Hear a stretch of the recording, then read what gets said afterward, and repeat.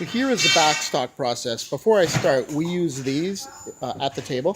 What they do is keep the items from going all the way to the bottom.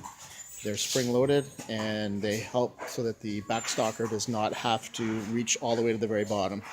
So these are items that were pulled out of the regular OK stream because they were deemed to be summer backstock. This is the station that we use.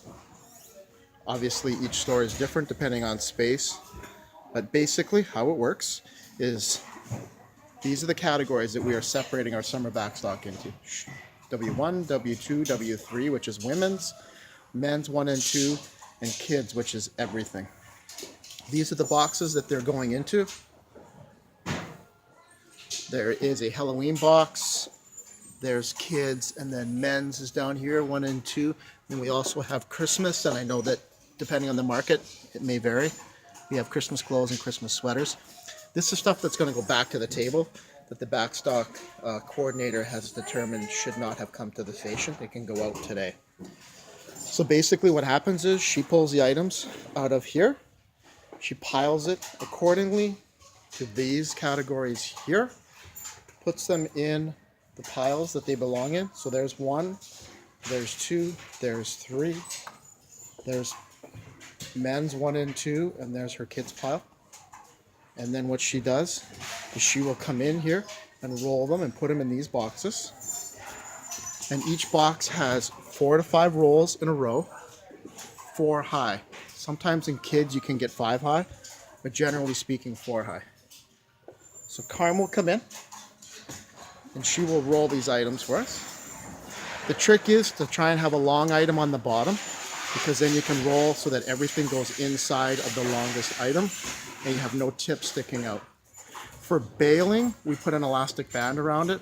For boxing, we do not elasticize it. There's no need to if you're just going to box it. If you're going to bale it, you have to elasticize it or you'll end up with loose items hanging out of the bale.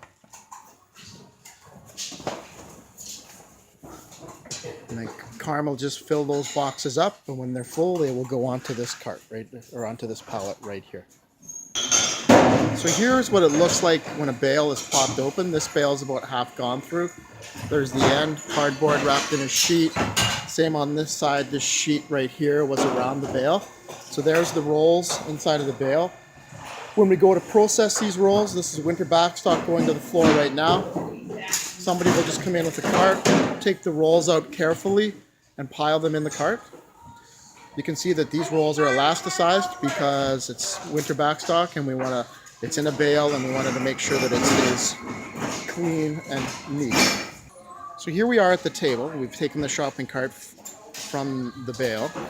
We take the rolls off, lay them on the table. We will reuse the elastic band if possible. Sometimes they break and sometimes they're too stretched.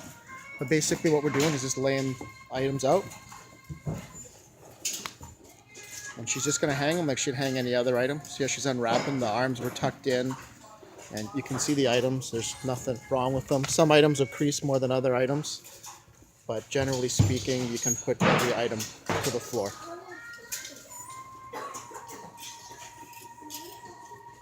See, she opens the rolls up, opens everything up again.